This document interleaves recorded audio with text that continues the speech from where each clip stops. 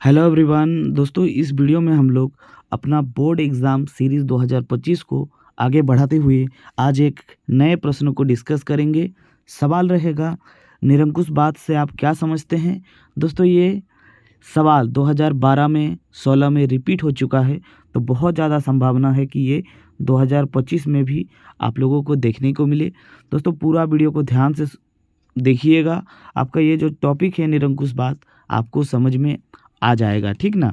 और आप लोग अगर चाहते हैं दोस्तों कि इस सीरीज़ को आगे बढ़ाएं, तो इस वीडियो को ज़रूर से ज़रूर शेयर कीजिएगा, ठीक ना। तो चलिए सवालों को देखते हैं। सवाल है, निरंकुशवाद से आप क्या समझते हैं। दोस्तों, सबसे पहले निरंकुशवाद को समझते हैं, ये आखिर होता क्या है। दोस्तों, अगर एक उत्तर में एक साधारण सा शब्द में अगर कहें कि निरंकुशवाद क्या है, तो निरंकुशवाद है बिगड़ैल। होता है ना, बहुत सारा आप लोग सुने होंगे कि ये बिगड़ गया है पूरा, तो वही है निरंकुशवाद का मतलब। तो चलिए आंसर के माध्यम से समझते हैं कि निरंकुशवाद क्या है। ऐसा शासन व्यवस्था और सरकार जिस पर किसी प्रकार का कोई नियंत्रण नहीं रहता है, यानी सरकार की एक ऐसी व्यवस्था, ठीक है ना। और ये जो निरंकुशवाद होता है, ये साम्राज्य का शासक होता है, यानी ये राजा होता है निरंकुशवाद, ठीक ना। तो वह राजा जो ऐसा शासन व्यवस्था चलाए जिस पर किसी भी प्रकार का कोई रोक टोक ना हो, उसके ऊपर कोई बोलने वाला ना हो। जैसे आप लोग ने सुना होगा कि फ्रांस के क्रांति के समय एक शासक ने कहा था कि मैं ही राज्य हूँ, मेरे ही शब्द कानून है।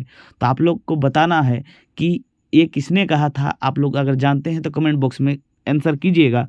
तो इस शब्द से दोस्तों मतलब पता चलता है कि वो जो शासक था वो कितना ज़्यादा निरंकुश था, कितना ज़्यादा बिगड़ैल था। वो अपने आप को ही सर्वोच्च मानता था। तो वही है निरंकुशवाद, ऐसा शासन व्यवस्था जिस पर किसी भी प्रकार का कोई नियंत्रण नहीं रहता है। इतिहास में ऐसी राजशाही मतलब शासन करने वाला, राज करने वाला सरकार, ठीक है, को निरंकुश सरकार कहते हैं, जो अत्यंत ही केंद्रीकृत होता है। दोस्तों, केंद्रीकृत का मतलब क्या होता है। दोस्तों, अभी के ज़माने में क्या होता है, मंत्रिमंडल होते हैं, ठीक ना। पहले के ज़माने में जब राजा महाराजा होता था, उसके टाइम पर उतना मंत्रिमंडल नहीं होता है।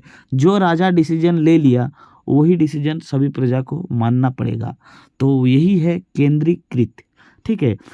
सैन्य बल पर आधारित और दमनकारी सरकार होता है, यानी ये जो है ना सैन्य बल पर, यानी पूरा का पूरा सेना का पावर अपने पास रखता है और प्रजा के ऊपर हमेशा दमनकारी नीति, यानी कोई भी किसी भी प्रकार का अगर आवाज़ उठाता है मतलब शासक के खिलाफ, तो वो दबाने वाला, तो वो है पूरा पूरी निरंकुशवाद शासक, ठीक है। तो आई होप ये जो निरंकुशवाद क्या है आप लोग को समझ में आया होगा। और इतना ही छोटा सा उत्तर होगा दोस्तों, क्योंकि ये जो सवाल होते हैं ये 1 या फिर 2 मार्क्स के लिए पूछा जाता है। तो आप लोग याद रखिएगा, निरंकुशवाद का मतलब होता है साधारण भाषा में बिगड़ैल, ठीक ना, जिसको किसी भी प्रकार से कोई रोका या टोका ना जा सके, ठीक ना। तो मिलते हैं नेक्स्ट वीडियो में किसी नए टॉपिक के साथ। तब तक के लिए जय हिंद।